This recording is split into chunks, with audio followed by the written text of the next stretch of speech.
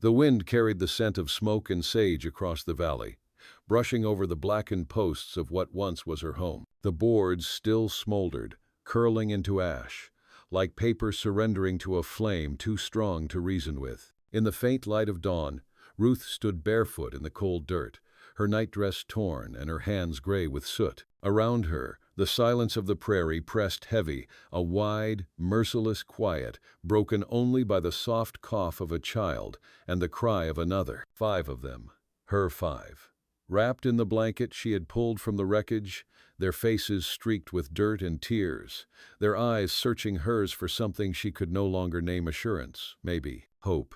But all she had left was endurance, and even that trembled at the edge of breaking. The fire had taken at all the small cabin her husband had built before the fever took him, the winter stores she had traded her wedding brooch to fill, the spinning wheel she had inherited from her mother. Only the land remained, dry and stubborn, the same way she felt inside. The sky stretched pale and endless, the kind of blue that mocked a person.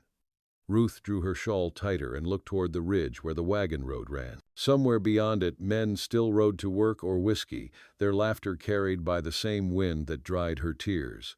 She wondered if any of them remembered her name anymore. Widow Trainer, they might still call her. Poor thing, they would say. No man would take on that burden. 5 little mouths and a heart already buried beside another man. By noon, the smoke had settled into the earth. She gathered what was left: a half-burned kettle, a tin cup, a scorched photograph, and set her children walking. The oldest, Daniel, carried his sister on his back without complaint. The others followed in silence, too tired to cry. Their small feet left prints in the dust, a fragile trail leading toward a place they did not yet know. They reached the creek by sundown, the same place her husband used to fish when the world was kind. Ruth knelt in the shallows and let the water run over her blistered hands. It was cold, painfully pure. She washed the soot from her children's faces and whispered a prayer without words. Somewhere, she believed, mercy might still be listening. That night, she did not sleep. The coyotes sang in the distance, and the stars burned cruelly bright. She thought of her husband, his rough hands, the sound of his boots on the porch, the way he used to hum while sharpening the plow blade. She had buried him 2 winters ago when the fever came through the valley. Since then, every season had been a test she barely passed. Now, with winter closing in again, she wondered if this was the one that would finally take her. When dawn came, so did the stranger. He rode out of the fog like a shadow cut from the mountain, a tall man, shoulders squared, his coat dusted in frost. The horse beneath him was lean and restless, its breath rising in clouds. Ruth felt her pulse quicken, though she could not say why, fear or relief. Perhaps both. He dismounted slowly, tipping his hat. His voice, when he spoke, was quiet but steady. "Ma'am, I saw the smoke yesterday. Thought maybe someone needed help." Ruth stood between him and her children, the fire of caution rising in her chest. Men were rarely kind without reason. "The fire took our home," she said. "We'll manage." The man's eyes flicked toward the children, then back to her. They were gray, like storm clouds pressed low to the earth. "Looks like you've been managing for a long while," he said. There was no pity in it, only truth. He offered his name, Caleb Ward. Said he worked the cattle up north, was heading toward the trading post for winter supplies. He had food in his saddlebags, he said. Coffee, jerky, a loaf of bread. Ruth hesitated. Pride was the last thing she owned, but hunger was louder. She nodded once. The man built a small fire by the creek, his movements quiet and sure. The children gathered close, drawn by the smell of food. Ruth watched him from across the flames. There was something in his silence, something that did not feel like judgment. When he looked at her again, his eyes softened. "You got a place to go?" She shook her head. "The land's all we have. I'll rebuild." Caleb studied the black horizon behind her, then said, almost to himself, "Takes more than one pair of hands to stand against this country." The wind rose again, carrying dust through the camp. Ruth felt it sting her eyes, but she did not look away. The 3rd day after the fire dawned cold and hard, the kind of morning where the frost clung to the earth like grief that would not let go. Ruth woke before the children, before even the birds began their thin songs. The creek murmured nearby, its steady voice a reminder that some things still moved, even when life had stopped listening. She sat there, watching the pale light bleed over the hills, her fingers raw from work and weather. Caleb Ward had kept his distance through the night, sleeping near his horse, his hat pulled low. She had half expected him to be gone come morning. Men like that rarely lingered where sorrow lived. Yet when she turned, she saw him already at the fire, warming his hands as if he had decided to wait her out. He offered her coffee, poured into a dented tin cup. The steam curled between them, carrying the smell of earth and smoke. "You should eat," he said. "You'll need your strength." Ruth took the cup, her fingers brushing his for a moment. His hands were rougher than she expected, but steady, like the land itself. She drank without answering. By midday, he had offered to ride to town for supplies, nails, blankets, flour, if he could spare the coin. She had refused at first. She did not want his pity or his charity, but the children's thin faces undid her pride. "I'll pay you back," she murmured. Caleb met her gaze without flinching. "Didn't ask for that." When he rode off toward the ridge, the wind seemed to carry him into the distance, swallowed whole by the same emptiness that had taken everything else. Ruth watched until the last glint of his coat disappeared. Then she gathered her children and began clearing the ashes of what once was home. Each plank lifted from the ruin felt like reopening a wound, yet she worked in silence. Daniel fetched water. The younger ones gathered stones, and little Hannah hummed softly to herself, her voice fragile as a bird's wing. By evening, Ruth's hands were blistered and her back ached, but a small patch of earth had been cleared, room enough for a shelter, perhaps. The sight of it stirred something she had not felt in weeks. The faintest flicker of will. When Caleb returned near dusk, he brought not only supplies, but also a small bundle of tools and a sack of cornmeal. His horse limped slightly, favoring one leg, and she saw that the man himself bore the dust of miles. "I brought what I could," he said, setting the bundle down near the fire. "Couldn't get everything, but it'll do." Ruth wanted to thank him, but the words stuck. Gratitude was a language she had forgotten how to speak. She simply nodded and turned toward her children, who were staring at him as though he were a story come to life. Caleb stayed through the night again, saying it was better not to ride after dark with the frost coming in. He worked beside her the next day, driving stakes into the ground, measuring with his hands. When she tried to lift a beam too heavy for her frame, he stopped her with a quiet, "Let me." There was no insistence in his tone, no condescension, only recognition, a kind of shared fatigue that spoke louder than kindness. Through the week, the rhythm of their labor became its own language. He spoke little, and she spoke less. Yet something began to settle between them, like the hush that follows a long storm. She learned that he had once had a brother who died in the war, that he had drifted since, never staying long anywhere. He learned that she had been born in Missouri, that she had lost her husband 2 winters back, that her children feared thunder but not hunger. Sometimes in the still moments, she caught him watching the little ones, a soft light in his eyes. He never said much about it, but she noticed how he fixed Daniel's broken toy horse one evening without being asked, or how he let Hannah plait wildflowers into his horse's mane without protest. Ruth, who had built her heart into a fortress, felt something unfamiliar stir within her. Not love, not yet something smaller, quieter, a sense of being seen. Late one night, as the wind howled across the plains, Caleb handed her his coat when the fire burned low. She tried to refuse, but he only said, "Ain't right for you to freeze when I've got 2 shoulders to spare." She took it. The smell of leather and pine clung to her like memory. The next morning, frost rimed the edges of their shelter, catching the first light of dawn. The land, once so merciless, seemed to pause, as if watching. Ruth stood there, coat pulled tight, her children sleeping behind her, and for the first time since the fire, she allowed herself to imagine something beyond mere survival. Caleb approached quietly, his breath clouding in the cold.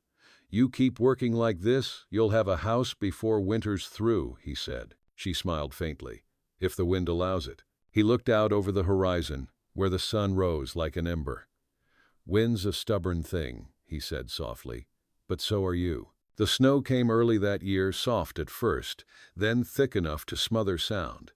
It gathered along the half-built walls of Ruth's cabin, settling into the crevices like quiet judgment. The sky hung low and colorless, and each breath turned to frost as it left her lips. She had learned to move through the cold without complaint, her body bent to the rhythm of necessity. Chop wood, boil water, feed the children, bury the ache before it can name itself. Caleb stayed on through the storms, though neither of them had spoken of why. He said the passes were too deep for travel, and maybe that was true. Or maybe it was something else, something neither dared to speak aloud, like a prayer whispered in a language they had both forgotten. Each morning he rose before light, stoked the fire, and split kindling. Ruth would wake to the sound of the axe striking, steady as a heartbeat, and find the coffee already brewing. There were no declarations between them, no promises. Just the work, the silence, and the small gestures that filled the distance where words could not. One evening, when the wind screamed against the door, Ruth found Caleb sitting by the fire, whittling a piece of wood. The children slept in the corner, curled beneath blankets, stitched from old feed sacks. The firelight played across his face, tracing lines of wear and loneliness. "What are you carving?" she asked softly. He turned the piece in his hand, a small figure, rough but recognizable. A woman standing straight, her hair bound back, her arms folded across her chest. "Don't rightly know," he said after a pause. "Just came to me." Ruth stared at it for a long moment. "She looks like she's waiting for something." Caleb nodded slowly. "Maybe she's been waiting a long time." The words lingered between them, fragile as ash. Outside, the storm raged on, but inside the small cabin, the air felt thick with something warm and unnamed. Over the next weeks, they built together. When her strength faltered, his hands steadied the beam. When his temper flared against the cold, her voice, calm, measured, brought him back. There were days when the snow trapped them inside, and the children's laughter was the only thing keeping the dark from pressing too close. On such a day, Caleb showed Daniel how to mend a harness, teaching him how the leather must yield but not break. Ruth watched from the corner, her needle pausing mid-stitch. The sight stirred something deep and old in her, a memory of her husband's hands guiding their sons. A moment once lost, now resurrected through another man's quiet care. That night, when the house had gone still, she stepped outside to fetch water. The stars hung low, sharp and clear. She heard the crunch of boots behind her and turned to find Caleb there, holding a lantern. "Shouldn't be out here alone," he said. "I've been alone before," she answered. He looked at her then, not the way men look when they hunger, but the way a weary traveler looks upon a long-lost road. "I know," he said. "That's the trouble." They stood in silence, breath clouding in the frozen air. The bucket handle was cold in her hand. Caleb reached for it, his fingers brushing hers, and the touch startled her more than any storm. "I can manage," she said, though her voice faltered. "I know you can," he replied, his tone low, "but maybe you shouldn't have to." The words settled into her chest like a spark buried in snow. She turned away, heart beating faster than reason, and carried the water inside. That night, sleep would not come. She lay awake, listening to the wind scrape against the walls, hearing the steady rhythm of his breathing from the far side of the room. She thought of all she had lost: her husband, her home, her certainty, and of the man who had come unasked, yet stayed unbidden. Something inside her shifted, quiet and irreversible, like thaw beneath frozen ground. By the time spring crept in, the snow had receded into the gullies, and green began to return to the land. The cabin stood whole now, its timbers weathered but strong. The children ran through the grass, their laughter echoing off the hills. Ruth watched them from the porch, her hands resting against the frame of the doorway, the place where her life had burned and begun again. Caleb came up from the pasture, leading the horse with slow steps. His coat was open, his hat in his hands. When he reached her, he stopped, searching her face as if to read something written there. "You've done it," he said quietly. "A home again." Ruth smiled faintly. "We've done it." The wind lifted her hair, carrying the scent of spring, damp earth, new growth, the faint trace of smoke.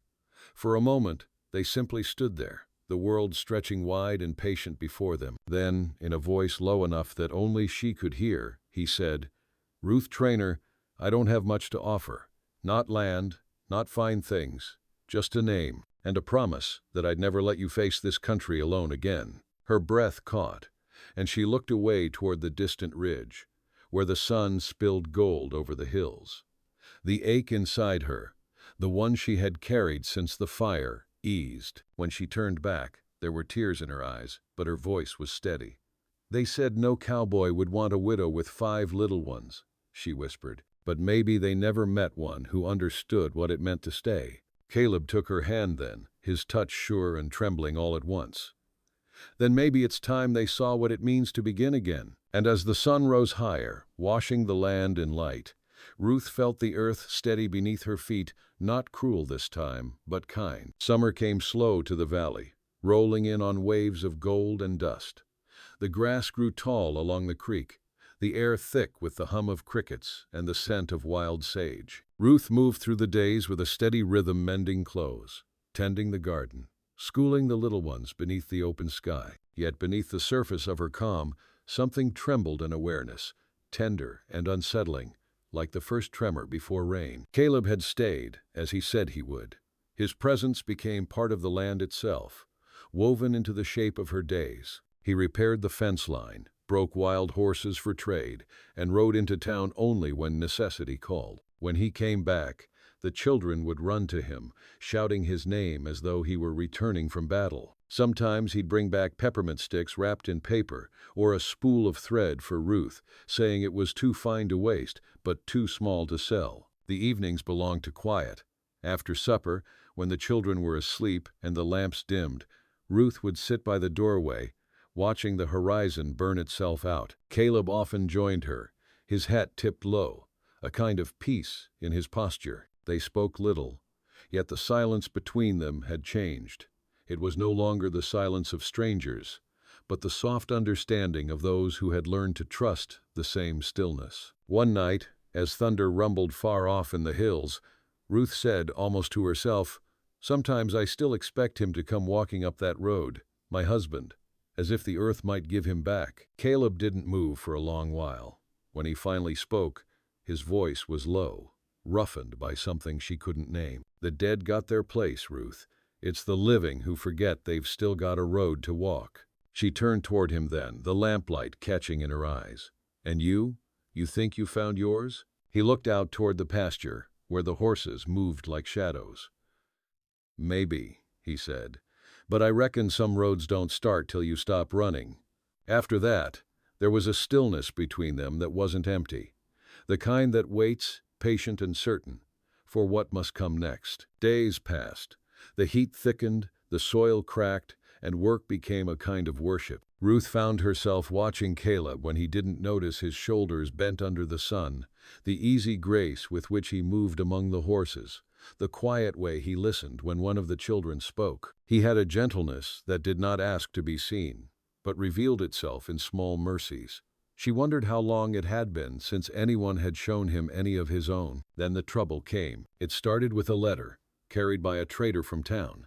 Caleb read it by the barn door, his jaw tight, the paper trembling just once before he folded it into his coat. Ruth saw it all from the porch but said nothing. That night he was distant, sitting apart from the fire, staring at something far beyond it. 2 days later, he told her. "It's my brother's land," he said quietly.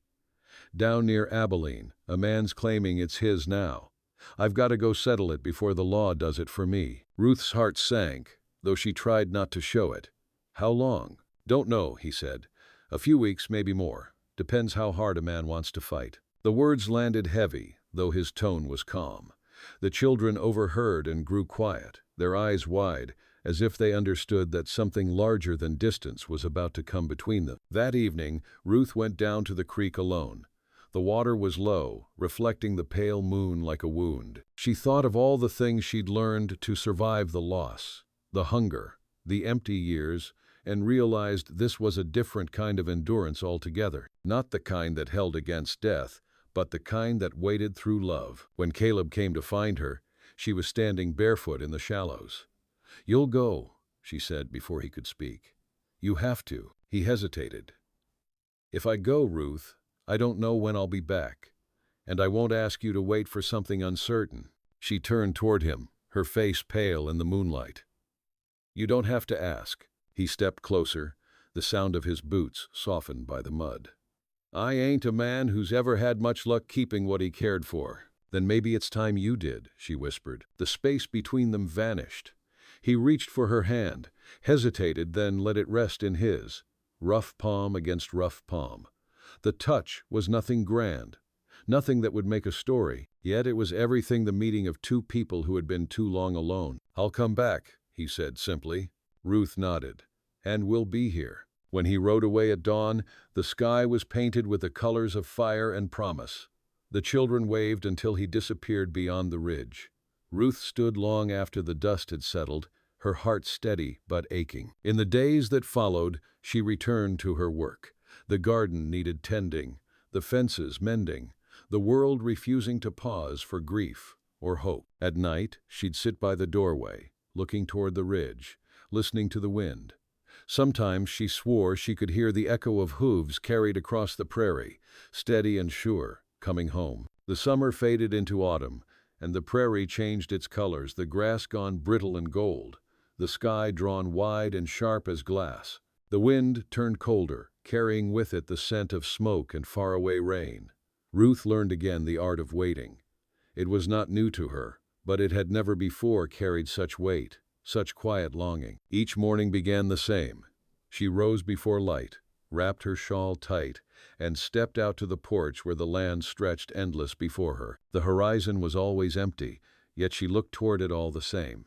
Her children had grown used to it, the way their mother's gaze lingered east, toward the road Caleb had taken. The days filled themselves with work. There was harvest to bring in, corn to dry, apples to preserve. The smallest children laughed again, their sorrow softened by time. Daniel had taken to helping her with the plow, his hands rougher now, his shoulders starting to bear the shape of a man's. Ruth watched him sometimes, a quiet ache swelling in her chest, seeing both the father he had lost and the man he might yet become. But at night, when the fire burned low and the house sank into silence, she felt the absence like a bruise beneath her ribs. Sometimes she dreamed of hoofbeats steady, nearing, and would wake with her heart racing, only to find the world still empty. Then, one evening in late October, a rider appeared against the fading light. The sky was streaked with copper, the air full of the scent of coming frost. Ruth was by the fence when she saw him crest the ridge, and for a long moment she could not breathe. The horse was lathered, the man bent with wear, but she knew the shape of him as surely as she knew her own children's faces. Caleb Ward had come home. When he dismounted, his steps were slow but certain. The children ran to him, their cries breaking the long quiet of the land. He laughed a sound raw and real and knelt to gather them, his arms full, his eyes bright with something fierce and grateful. Ruth stood still, one hand pressed to her throat, afraid that if she moved, the moment would break apart like mist. Finally, he looked up and found her. Whatever words he might have carried fell away in that instant. He walked to her, stopping just close enough that the warmth of him reached her in the cold air. "I said I'd come back," he murmured. Ruth's lips trembled into a smile that had waited too long. "You took your time, had to make sure it was worth coming back to." His voice was rough, but there was light in it. "Settled the land, sold what I could. It's ours now, if you'll have it, if you'll have me." For a heartbeat, neither spoke. The prairie was still. The wind had gone soft. She looked into his eyes and saw the truth of it, all that he had carried, all that he was willing to give. "I reckon I already do," she whispered. He reached for her then, his hand steady against her cheek. The touch was gentle, reverent, the kind a man gives when he has learned the cost of losing. Her eyes closed, and for the first time in years, she felt safe enough to lean into another's warmth. They married before the first snow, in the little church at the edge of town. No choir, no crowd, just a preacher, the 5 children, and a handful of neighbors who had once whispered that no cowboy would want a widow burdened with so much past. But the day was bright, the air sweet with pine, and the vows were spoken with the clarity of truth. When Caleb said, "I do," it was not a promise of rescue, but of standing, of staying. The words carried through the small chapel like sunlight breaking through dust. Ruth's voice, when it came, was soft but sure, the sound of someone reclaiming her own name. Afterward, they rode home together beneath the wide winter sky. The land spread before them, quiet, endless, alive. At the cabin, Ruth's children raced ahead, their laughter carrying across the field. Caleb reached for her hand as they dismounted, his palm warm against hers. The house glowed in the dusk, smoke curling from its chimney. It was small, rough-edged, yet it stood proof of everything they had endured. Ruth looked at the life taking shape inside its walls, and felt something open deep within her chest. "This land's got a way of testing folks," Caleb said softly, watching the horizon, "but it gives back too, if you hold long enough." She turned toward him, her eyes bright. "Then we'll hold." The evening settled around them, gold fading to blue, the wind carrying the scent of wood smoke and rain. Behind them, the laughter of children rang out, wild and free. Ruth leaned into his shoulder, her hand resting against the place where his heartbeat met the silence. The world no longer felt cruel. It felt earned. The prairie stretched wide before them, full of promise. And as the last light of day fell across the land, Ruth whispered to herself, not as prayer, but as truth, "This time we begin."